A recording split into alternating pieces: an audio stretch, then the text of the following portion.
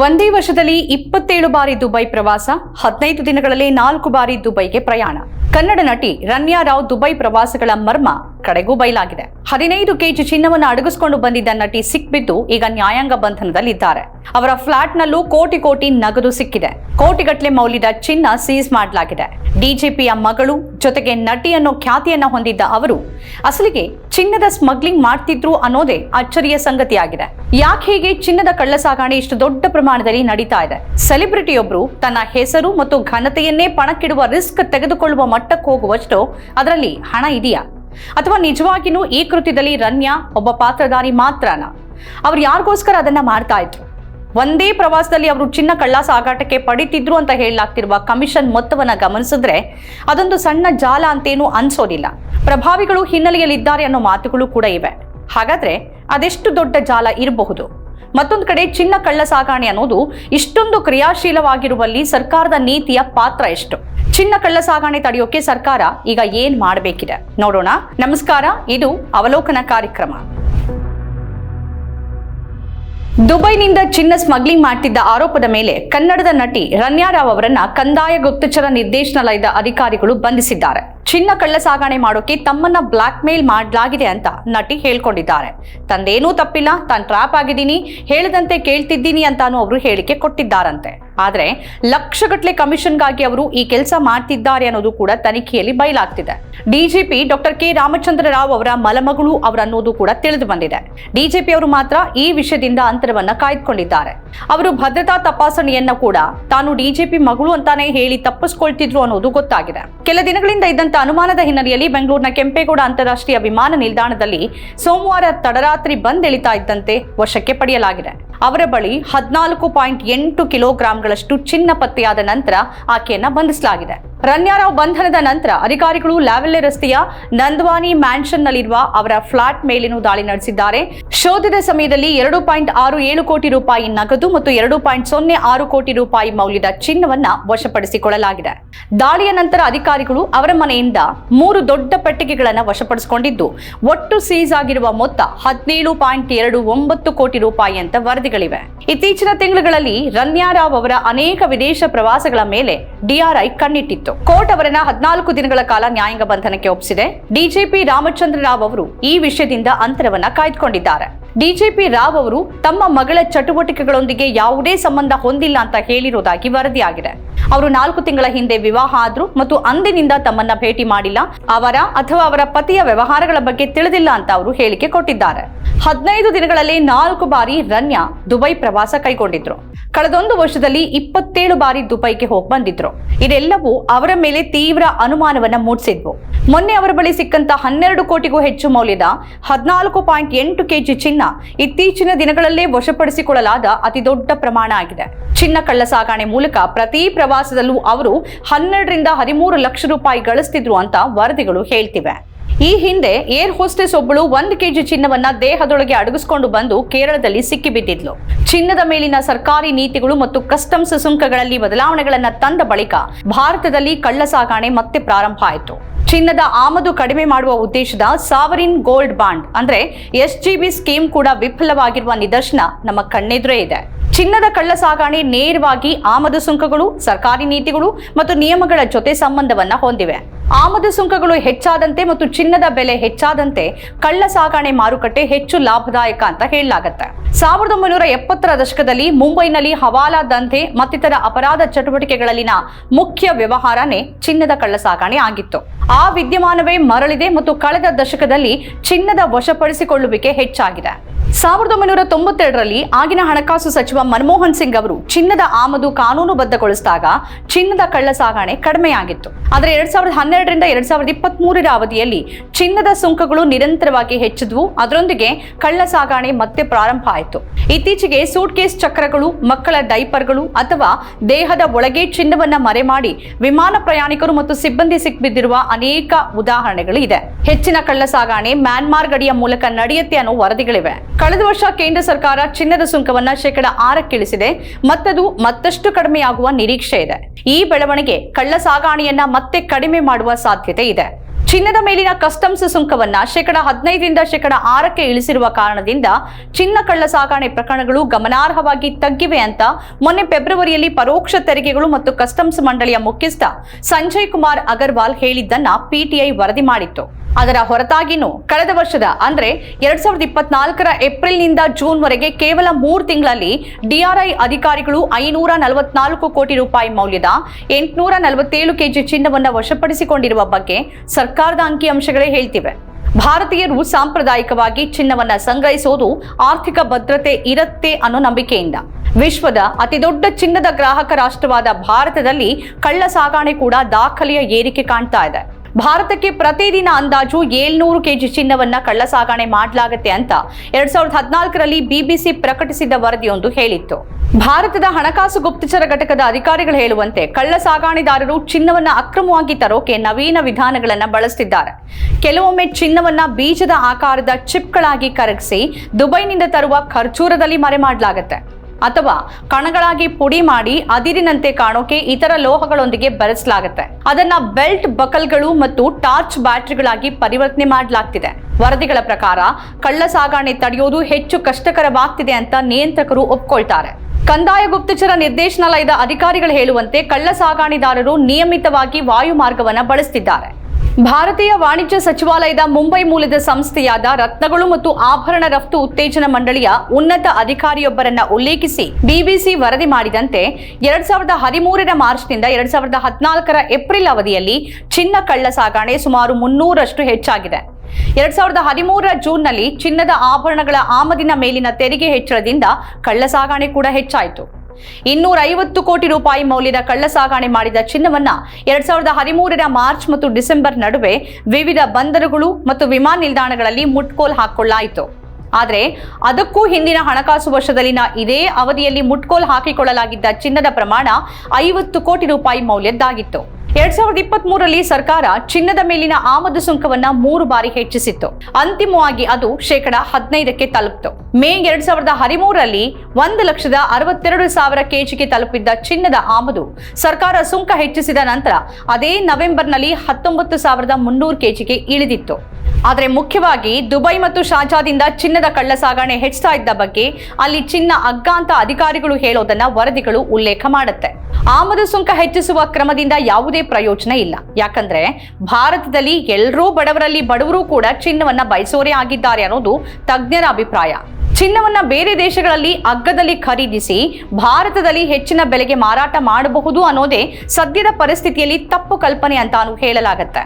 ಚಿನ್ನ ಅಂತಾರಾಷ್ಟ್ರೀಯ ಸರಕಾಗಿರೋದ್ರಿಂದ ಮತ್ತು ಅದರ ಬೆಲೆ ಎಲ್ಲಾ ದೇಶಗಳಲ್ಲೂ ಹೆಚ್ಚು ಕಡಿಮೆ ಒಂದೇ ರೀತಿ ಇರೋದ್ರಿಂದ ಅಲ್ಲಿಂದ ತಂದು ಇಲ್ಲಿ ಲಾಭ ಗಳಿಸೋದು ಸಾಧ್ಯ ಅನ್ನೋ ಹಾಗಿಲ್ಲ. ಆದರೆ ಈಗ ರನ್ಯಾರಾವ್ ತನಿಖೆಯಲ್ಲಿ ಬಯಲಾಗಿರುವಂತೆ ಕಮಿಷನ್ ಆಸೆಗೆ ಚಿನ್ನ ಕಳ್ಳ ಸಾಗಣೆಯಲ್ಲಿ ತೊಡಗೋರಿದ್ದಾರೆ. 1 ಕೆಜಿ ಚಿನ್ನವನ್ನ ಸಾಗಿಸೋಕೆ ಆಕೆ 5 ಲಕ್ಷ ರೂಪಾಯಿವರೆಗೆ ಕಮಿಷನ್ ಪಡಿತಿದ್ರು ಮತ್ತು ಒಂದೇ ಪ್ರವಾಸದಲ್ಲಿ 10 ಕೆಜಿಗೂ ಹೆಚ್ಚು ಚಿನ್ನವನ್ನ ಸಾಗಿಸ್ತಾ ಇದ್ರು. ಮೊನ್ನೆಯಂತೂ 14.8 ಕೆಜಿ ಚಿನ್ನದ ಜೊತೆ ಸಿಕ್ಬಿದ್ರು. ಆದ್ರೆ ಪ್ರಶ್ನೆ ಏನು ಅಂತಂದ್ರೆ ಇಷ್ಟೊಂದು ಚಿನ್ನದ ಕಳ್ಳ ಸಾಗಣೆ ಯಾಕೆ ನಡೀತಿದೆ ಅನ್ನೋದು. ಜನ ತಮ್ಮ ಹೆಸರನ್ನ ಹಾಳು ಮಾಡಿಕೊಳ್ಳುವ ಮಟ್ಟಕ್ಕೆ ಹೋಗುವಷ್ಟು ಈ ಜಾಲ ಪ್ರಬಲ ಆಗಿದೆಯಾ? 70ರ ದಶಕದಲ್ಲಿದ್ದ ಚಿನ್ನ ಕಳ್ಳ ಸಾಗಣೆಯನ್ನ ಯಾಕೆ ಪುನಃ ನೋಡುವಂತಾಗಿದೆ? ನಮ್ಮ ದೇಶದಲ್ಲಿ ಚಿನ್ನಕ್ಕೆ ಸಾಂಸ್ಕೃತಿಕ ಮಹತ್ವ ಇದೆ ಅಂತ ಜನರಿಗೆ ತಿಳಿದಿದೆ. ಅದು ನಮ್ಮ ಸಂಪ್ರದಾಯದ ಭಾಗ ಆಗಿದೆ. ಸರ್ಕಾರ ಯಾವುದೇ ನೀತಿಯನ್ನ ತಂದ್ರೂ ಜನ ಕೇಳೋದಿಲ್ಲ. ಯಾಕಂದ್ರೆ ಅವರು ಭಾವನಾತ್ಮಕವಾಗಿ ಚಿನ್ನಕ್ಕೆ ಸೋಲ್ತಾರೆ. ನೀತಿ ಬದಲಾವಣೆ, ಹೊಸ ತೆರಿಗೆ, ನಂತರ ಹಣದುಬ್ಬರ, ನಂತರ ರೂಪಾಯಿ ಅಪಮೌಲ್ಯ ಇವೆಲ್ಲದರ ಪರಿಣಾಮವಾಗಿ ಚಿನ್ನದ ಬೆಲೆ ಹೆಚ್ಚುತ್ತಾನೇ ಇದೆ. ಅದಕ್ಕಿರುವ ಬೇಡಿಕೆ ಕೂಡ ಹೆಚ್ಚುತ್ತಾ ಇದೆ. ನಮ್ಮ ದೇಶದ ಚಿನ್ನದ 70%ರಷ್ಟನ್ನ ಆಭರಣ ಮತ್ತು ಬಾರ್ ರೂಪದಲ್ಲಿ ಭದ್ರತೆ ಹೆಸರಿನಲ್ಲಿ ಇಡಲಾಗುತ್ತೆ. 1968ರ ಚಿನ್ನದ ನಿಯಂತ್ರಣ ಕಾಯ್ದೆ ಚಿನ್ನದ ಗಟ್ಟಿಗಳನ್ನ ಇಟ್ಕೊಳ್ಳೋಕೆ ಅವಕಾಶ ಕೊಡ್ಲಿಲ್ಲ ಮತ್ತು ಚಿನ್ನದ ಸಾಲ ತೆಗೆದುಕೊಳ್ಳಬೇಡಿ ಅಂತ ಸರ್ಕಾರ ಹೇಳ್ತು. ಬ್ಯಾಂಕ್ಗಳು ಚಿನ್ನವನ್ನ ಹಿಂತಿರುಗಿಸಿದ್ವು ಮತ್ತು ಸಾಲವನ್ನ ರದ್ದುಗೊಳಿಸಲಾಯಿತು. 14 ಕ್ಯಾರೆಟ್ಗಿಂತ ಹೆಚ್ಚಿನ ಆಭರಣ ಉತ್ಪಾದನೆಯನ್ನ ನಿಷೇಧ ಮಾಡಲಾಯಿತು. ಚಿನ್ನದ ಗಟ್ಟಿ ಮತ್ತು ಚಿನ್ನದ ನಾಣ್ಯ ಹೊಂದಿರೋರು ತಮ್ಮ ಚಿನ್ನವನ್ನ ಆಭರಣವನ್ನಾಗಿ ಪರಿವರ್ತನೆ ಮಾಡಬೇಕಾಯ್ತು. ಇಲ್ಲದೇ ಇದ್ರೆ ಅದನ್ನ ವಶಪಡಿಸಿಕೊಳ್ಳುವ ಎಚ್ಚರಿಕೆ ಕೊಡಲಾಯಿತು. ಸರ್ಕಾರದ ಸೂಚನೆ ಪ್ರಕಾರ ಚಿನ್ನದ ಕೆಲಸಗಾರರು 100 ಗ್ರಾಂ ಚಿನ್ನವನ್ನ ಮಾತ್ರ ಹೊಂದಬಹುದು. ಆದರೆ ಈ ಒಂದು ದೊಡ್ಡ ಮಾಸ್ಟರ್ ಸ್ಟ್ರೋಕ್ ವಿಫಲ ಆಯಿತು. ಯಾಕಂದ್ರೆ ಇದರ ನಂತರ 70 ಮತ್ತು 80ರ ದಶಕಗಳಲ್ಲಿ ಸರ್ಕಾರದ ಸಂಪೂರ್ಣ ಕ್ರಮವನ್ನು ಬೈಪಾಸ್ ಮಾಡಲಾಯಿತು. ದುಬೈನಂತಹ ದೇಶಗಳಿಂದ ಚಿನ್ನ ಕಳ್ಳ ಸಾಗಣೆ ದಂಧೆಯಲ್ಲಿ ತೊಡಗುವ ಮೂಲಕನೇ ದೇಶದ ಡಾನ್ಗಳು ಬೆಳೆದ್ರು. ಉದಾರೀಕರಣದ ನಂತರ ಚಿನ್ನದ ಬೆಲೆ ಕಡಿಮೆ ಆಯಿತು. ಮನಮೋಹನ್ ಸಿಂಗ್ ಒಂದು ದೊಡ್ಡ ಬದಲಾವಣೆಯನ್ನ ಮಾಡಿದ್ರು. ಸರ್ಕಾರ 2015ರಲ್ಲಿ ಚಿನ್ನವನ್ನ ಬ್ಯಾಂಕಿನಲ್ಲಿ ಠೇವಣಿ ಇರಿಸಿ ಮತ್ತು ಬಡ್ಡಿ ಸಿಗತ್ತೆ ಅಂತ ಘೋಷಣೆ ಮಾಡಿದ್ರು. ಇಡೀ ದೇಶ 25 ಟನ್ ಚಿನ್ನವನ್ನ ಮಾತ್ರ ಠೇವಣಿ ಮಾಡಿತು. ಆದ್ದರಿಂದ ಈ ಯೋಜನೆ ಕೂಡ ವಿಫಲ ಆಯಿತು. ಜನ ತಮ್ಮ ಭೌತಿಕ ಚಿನ್ನವನ್ನ ಸರ್ಕಾರಕ್ಕೆ ನೀಡೋಕೆ ಬಯಸೋದಿಲ್ಲ. ನಂತರ 2016ರಲ್ಲಿ ನೋಟ್ ಬ್ಯಾನ್ ಆಯಿತು. ಜನ ಆಸ್ತಿ ಮತ್ತು ಚಿನ್ನವನ್ನ ಖರೀದಿ ಮಾಡೋಕೆ ಸಾಧ್ಯ ಆಗೋದಿಲ್ಲ ಅಂತ ಸರ್ಕಾರ ಇದ್ದಕ್ಕಿದ್ದಂತೆ ಭಾವಿಸ್ತು. ಆದರೆ ಮುಂದಾಗಿದ್ದು ಅದಕ್ಕೆ ವಿರುದ್ಧವಾಗಿತ್ತು. ಜನ ಮತ್ತೆ ಚಿನ್ನವನ್ನ ಖರೀದಿಸಿದ್ರು. ಹೀಗೆ ಈ ಯೋಜನೆ ಕೂಡ ವಿಫಲ ಆಯಿತು. 2017ರಲ್ಲಿ ಸರ್ಕಾರ GST ಹಾಕೋಕೆ ನಿರ್ಧರಿಸಿತು. ಇದರೊಂದಿಗೆ 2 ಲಕ್ಷಕ್ಕಿಂತ ಹೆಚ್ಚು ಮೌಲ್ಯದ ಚಿನ್ನವನ್ನ ಖರೀದಿ ಮಾಡೋಕೆ ಸಾಧ್ಯ ಆಗೋದಿಲ್ಲ. ಆದರೂ ಖರೀದಿ ಹೆಚ್ಚುತ್ತಾನೆ ಇತ್ತು. ಅಂತಿಮವಾಗಿ ಸರ್ಕಾರ ಚಿನ್ನದ ಬಾಂಡ್ ಯೋಜನೆಯನ್ನ ತಂತು. ಸಾವರಿನ್ ಗೋಲ್ಡ್ ಬಾಂಡ್ ಯೋಜನೆ ಬಗ್ಗೆ ಸರ್ಕಾರ ಬಹಳ ಆಶಾವಾದವನ್ನ ಹೊಂದಿತ್ತು. ಈ ಯೋಜನೆಯನ್ನ 2015ರಲ್ಲಿ ಪ್ರಾರಂಭ ಮಾಡಲಾಯಿತು. ಜನ ಭೌತಿಕ ಚಿನ್ನವನ್ನ ಖರೀದಿ ಮಾಡೋದಿಲ್ಲ ಅಂತ ಸರ್ಕಾರ ಭಾವಿಸಿತ್ತು. ಬಾಂಡ್ಗಳನ್ನ ಖರೀದಿ ಮಾಡಿ -2.5ರ ತೆರಿಗೆ ರಹಿತ ಬಡ್ಡಿ ನೀಡಲಾಗತ್ತೆ ಅಂತ ಹೇಳ್ತು. ಜನರಿಂದ ಹಣ ಸಂಗ್ರಹಿಸಿ ಅದನ್ನ ಆರ್ಥಿಕತೆಗೆ ಬಳಸುವ ಆಲೋಚನೆ ಸರ್ಕಾರದ್ದಾಗಿತ್ತು. ಚಿನ್ನದ ಬೆಲೆ ಇಷ್ಟು ಹೆಚ್ಚಾಗಿದೆ ಮತ್ತು ಭವಿಷ್ಯದಲ್ಲಿ ಇಷ್ಟು ಹೆಚ್ಚಾಗತ್ತೆ ಅನ್ನೋ ಊಹೆ ಇತ್ತು. ಆದರೆ ಏನಾಯಿತು? ಕಳೆದ 2-3 ವರ್ಷಗಳಲ್ಲಿನ ಚಿನ್ನದ ಮಾರುಕಟ್ಟೆಯಲ್ಲಿನ ಬೆಳವಣಿಗೆ ಹಿನ್ನೆಲೆಯಲ್ಲಿ ಸರ್ಕಾರದ ಲೆಕ್ಕಾಚಾರ ತಪ್ಪಾಗಿತ್ತು. ಅದಕ್ಕಾಗಿಯೇ ಅದು ಈಗ ಚಿನ್ನದ ಬಾಂಡ್ಗಳನ್ನು ನೀಡ್ತಾ ಇಲ್ಲ. ವಾಸ್ತವವಾಗಿ ಸರ್ಕಾರದ ಮೇಲೆ ಈ ಯೋಜನೆಯಿಂದಾಗಿ 1.12 ಲಕ್ಷ ಕೋಟಿಗೂ ಹೆಚ್ಚಿನ ಹೊರೆ ಇದೆ ಅಂತ ವರದಿಗಳು ಹೇಳ್ತಿವೆ. ಆದ್ರಿಂದ ಇದು ಕೂಡ ವಿಫಲ ಮಾಸ್ಟರ್ ಸ್ಟ್ರೋಕ್ ಆಗಿದೆ. ಚಿನ್ನದ ಆಮದು 2016ರಲ್ಲಿ $27.5 ಬಿಲಿಯನ್ ಇದ್ದಿದ್ದು 2021-22ರಲ್ಲಿ $46.14 ಬಿಲಿಯನ್ ಏರಿದೆ. 2024ರಲ್ಲಿ ಆಮದು $37.4 ಬಿಲಿಯನ್ ಇಳಿದಿದೆ. ಆದರೆ SGB ಯೋಜನೆಯನ್ನ ಪ್ರಾರಂಭ ಮಾಡಿದ್ದಾಗಿನಿಂದ ಸರ್ಕಾರದ ಮೇಲಿನ ಹೊರೆ 2017ರಲ್ಲಿ $6,664 ಕೋಟಿ ಇದ್ದಿದ್ದು 2023ರ ವೇಳೆಗೆ $68,598 ಕೋಟಿ ಹೆಚ್ಚಾಗಿದೆ. ಅಂದ್ರೆ %930ರಷ್ಟು ಭಾರಿ ಹೆಚ್ಚಳ ಆಗಿದೆ. 2024ರಲ್ಲಿ $60,566 ಕೋಟಿಗೆ ಸರ್ಕಾರದ ವೆಚ್ಚ ಇಳಿದ ನಂತರ ಈ ಹಣಕಾಸು ವರ್ಷದಲ್ಲಿ ಯಾವುದೇ ಹೊಸ ಬಾಂಡ್ಗಳನ್ನ ನೀಡದ ಕಾರಣ ಸರ್ಕಾರದ ಮೇಲಿನ ಹೊರೆ 2025ರಲ್ಲಿ $55,000 ಕೋಟಿ ಅಥವಾ ಅದಕ್ಕಿಂತ ಹೆಚ್ಚು ಇಳಿಯುವ ನಿರೀಕ್ಷೆ ಇದೆ. ಸರ್ಕಾರ ಹೊಸ SGB ವಿತರಣೆಗಳ ಮೇಲೆ ಬ್ರೇಕ್ ಹಾಕ್ತಾನೆ ಇರೋದ್ರಿಂದ 61 ಚಿನ್ನದ ಬಾಂಡ್ ಕಂತುಗಳನ್ನ ಇನ್ನೂ ಮರುಪಾವತಿ ಮಾಡಬೇಕಾಗಿದೆ. ಮಾರುಕಟ್ಟೆ ಅಂದಾಜಿನ ಪ್ರಕಾರ ಪ್ರಸ್ತುತ ಚಿನ್ನದ ಬೆಲೆಗಳನ್ನ ನೀಡಿದ್ರೆ 2032ರ ವೇಳೆಗೆ ಸರ್ಕಾರದ ಹೊಣೆಗಾರಿಕೆ 1.12 ಲಕ್ಷ ಕೋಟಿಗೆ ಏರುವ ನಿರೀಕ್ಷೆ ಇದೆ. ಆದರೆ ಸರ್ಕಾರ ಹೊಸ ಚಿನ್ನದ ಬಾಂಡ್ಗಳನ್ನ ನೀಡೋದನ್ನ ನಿಲ್ಲಿಸಿರೋದು ತಪ್ಪಾದ ಸಮಯದಲ್ಲಿ ತೆಗೆದುಕೊಂಡ ನಿರ್ಧಾರವಾಗಿದೆ ಅಂತ ಹೇಳಲಾಗ್ತಿದೆ. ಬಾಂಡ್ಗಳನ್ನ ಬಿಡುಗಡೆ ಮಾಡಿದಾಗಿನಿಂದ ಚಿನ್ನದ ಬೆಲೆ ಏರಿಕೆ ಆಗೋದ್ರಿಂದ ಹೊಣೆಗಾರಿಕೆಗಳು ಹೆಚ್ಚಾಗಿವೆ. ಆದರೆ ಬೆಲೆ ಇದ್ದಕ್ಕಿದ್ದಂತೆ ಹೆಚ್ಚು ಏರಿಕೆಯಾಗುವ ಸಾಧ್ಯತೆ ಇಲ್ಲ ಮತ್ತು ರಷ್ಯಾ ಮತ್ತು ಉಕ್ರೇನ್ ನಡುವೆ ಶಾಂತಿ ಮೂಡಿದ್ರೆ ಚಿನ್ನದ ಬೆಲೆ ಇನ್ನೂ ಕಡಿಮೆ ಆಗಬಹುದು ಅನ್ನೋದು ತಜ್ಞರ ಅಭಿಪ್ರಾಯ. ಚಿನ್ನದ ಬೆಲೆ ಕುಸಿದ್ರೆ ಈಗ ನೀಡಲಾದ ಚಿನ್ನದ ಬಾಂಡ್ಗಳು ವಾಸ್ತವವಾಗಿ ಅವುಗಳನ್ನು ಗ್ರಾಹಕರು ಮರಳಿ ಪಡೆಯುವ ಹೊತ್ತಿಗೆ ಸರ್ಕಾರದ ಹಣ ಬರುವ ಸಾಧ್ಯತೆ ಇತ್ತು. ಆದರೆ ಹೊಸ ಚಿನ್ನದ ಬಾಂಡ್ಗಳನ್ನ ನೀಡಲಾಗ್ತಾ ಇಲ್ಲ. SGB ಯೋಜನೆಯ ಮೂಲ ವಿನ್ಯಾಸ ಚಿನ್ನದ ಬೆಲೆ ಬದಲಾವಣೆಗಳ ಅಪಾಯವನ್ನ ಭರಿಸುವ ಚಿನ್ನದ ಮೀಸಲು ನಿಧಿ ಕುರಿತ ನಿಬಂಧನೆಯನ್ನು ಕೂಡ ಒಳಗೊಂಡಿತ್ತು. ಆದರೆ ಈಗ ಯಾವುದೇ SGBಗಳನ್ನ ನೀಡಲಾಗ್ತಿಲ್ಲವಾದ್ರಿಂದ ಸರ್ಕಾರಕ್ಕೆ ಅಂತಹ ಯಾವುದೇ ಪ್ರಯೋಜನಗಳಿಲ್ಲ ಮತ್ತು ಹಣ ಬರೋದಿಲ್ಲ. 2023-24ರಲ್ಲಿ ಸರ್ಕಾರ ಈ ನಿಧಿಗೆ ಸುಮಾರು $3,500 ಕೋಟಿಗಿಂತ ಸ್ವಲ್ಪ ಹೆಚ್ಚು ವರ್ಗಾಯಿಸೋಕೆ ಸಾಧ್ಯವಾಗಿದ್ದಾಗಲೂ 2024-25ರಲ್ಲಿ ಈ ಮೊತ್ತ ಗಣನೀಯವಾಗಿ $28,600 ಕೋಟಿಗೆ ಹೆಚ್ಚಿತ್ತು. ಆದರೆ ಹೊಸ ಬಾಂಡ್ಗಳಿಲ್ಲದ 1 ವರ್ಷದ ನಂತರ ಅದು 2025-26ರಲ್ಲಿ ಈ ನಿಧಿಗೆ ಕೇವಲ $697 ಕೋಟಿ ಮಾತ್ರ ಹಾಕಿದೆ.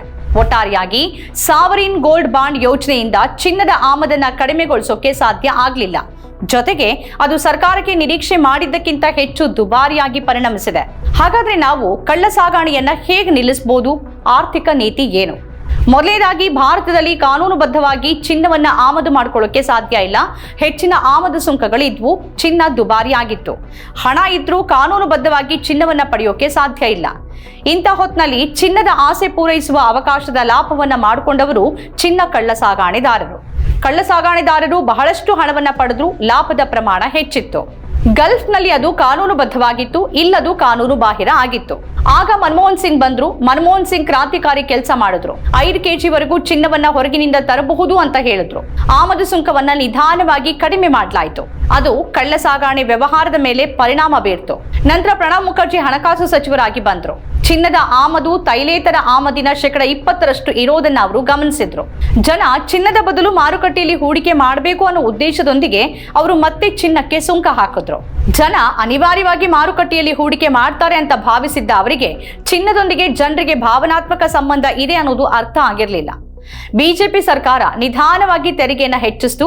ಅದು ಕಡೆಗೆ 15% ಮುಟ್ತು ಮತ್ತು 2019 ನಂತರ ಕಳ್ಳ ಸಾಗಾಣೆ ಕೂಡ ಹೆಚ್ಚಾಯಿತು. ಈಗೇನೋ ಸರ್ಕಾರ ಚಿನ್ನ ಆಮದು ಸುಂಕವನ್ನ 6% ಇಳಿಸಿದೆ. ಅಂತಾರಾಷ್ಟ್ರೀಯ ಮಾರುಕಟ್ಟೆಯಲ್ಲಿ ಚಿನ್ನದ ಬೆಲೆ ಗಗನಕ್ಕೇರ್ತಾ ಇದೆ. ಟ್ರಂಪ್ ಸುಂಕಗಳನ್ನ ಹೇರುವ ಮಾತಾಡ್ತಿದ್ದಾರೆ, ಆದ್ರಿಂದ ಬೇಡಿಕೆ ಹೆಚ್ಚುತ್ತಾ ಇದೆ. ಕಪ್ಪು ಹಣ ಉಳ್ಳವರು ಅದರಿಂದ ಖರೀದಿಸಿ ಕಳ್ಳ ಸಾಗಾಣೆ ಮಾಡ್ತಿದ್ದಾರೆ ಅಂತಾನೂ ಹೇಳಲಾಗತ್ತೆ.